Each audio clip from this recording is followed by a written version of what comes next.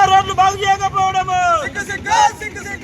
ఈరోజు వికరాబాద్ జిల్లా కేంద్రంలో సిపిఎం పార్టీ ఆధ్వర్యంలో నిరాదీక్ష చేస్తూ ఉన్నాం.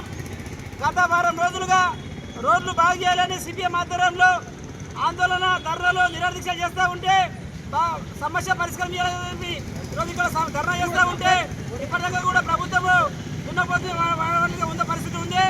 అలాగే ఈరోజు ఈ రోడ్డు మీద నిరంతరము స్పీకరు, ఎమ్మెల్యేలు, ప్రతిపక్ష నాయకులందరూ రోడ్డు మీద పోతూ ఉంటారు. కానీ వాళ్ళకి ఇంత కూడా కనిపించిన పరిస్థితి ఉంది. నిన్న మొన్న ఇక్కడ ఈ రోడ్లలో చాలా మంది యాక్సిడెంట్ చనిపోయిన పరిస్థితి ఉంది. వికారాబాద్ సీఐ గారు కూడా తన మనసు చలించిపోయి కూడా ఇక్కడ రోడ్డు కూడా వేపించిన పరిస్థితి ఉంది.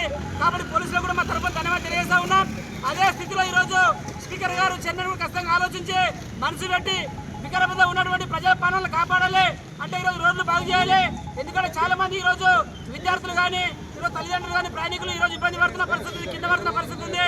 కాబట్టి ఖచ్చితంగా రోడ్లు వేయాలి. అలాగే ఈరోజు వికారాబాద్ నుంచి నస్కల్ పోయే రోడ్డు కానీ, వికారాబాద్ నుంచి అలాగే పట్టణం పోయే రోడ్డు కానీ చాలా అధ్వానంగా ఉంది. ఇరవై రోడ్డు చాలా అధ్వానంగా ఉంది. వికారాబాద్ టౌన్లో కూడా చాలా అధ్వానంగా ఉంది. ఈరోజు మన మున్సిపల్ చైర్మన్ గల్లీ 17 వాళ్ళు కూడా చూసుకుని చాలా అధ్వానంగా ఉన్న పరిస్థితి ఉంది. వికారాబాద్ మున్సిపల్ కూడా రోడ్డు చాలా అధ్వానంగా ఉన్న పరిస్థితి ఉంది. జిల్లాలో చాలా అధ్వానంగా ఉన్నాయి. కాబట్టి ఖచ్చితంగా రోడ్లు బాగు చేయాలని ఈరోజు మేము సిపిఎం పార్టీగా డిమాండ్ చేసి దీక్ష చేస్తూ ఉన్నాం. కాబట్టి ఇప్పటికైనా ఖచ్చితంగా రాష్ట్ర ముఖ్యమంత్రి గారు తన కాన్స్టిట్యూన్సీ చాలా బాగు చేసుకుంటున్నాడు. కాబట్టి వికారాబాద్ శాసనసభ స్పీకర్ గారు కూడా ఖచ్చితంగా మనసు పెట్టి ఆలోచించి ఖచ్చితంగా రోడ్లు బాగు చేయాలని డిమాండ్ చేస్తూ ఉన్నాం. రోడ్లు బాగు చేయకపోతే ఖచ్చితంగా ఎమ్మెల్యే, స్పీకర్ ఇంటి కూడా ఆందోళన చేసి నిరాదీక్ష చేస్తాం. అవసరమైతే రోడ్లు బాగు చేసే వరకు ఖచ్చితంగా ఆందోళన చేస్తామని ప్రభుత్వానికి హెచ్చరిస్తూ ఇప్పుడు సిపిఎం పార్టీ జిల్లా నాయకులు సతీష్ గారు మాట్లాడాల్సి కోరుతా ఉన్నాం.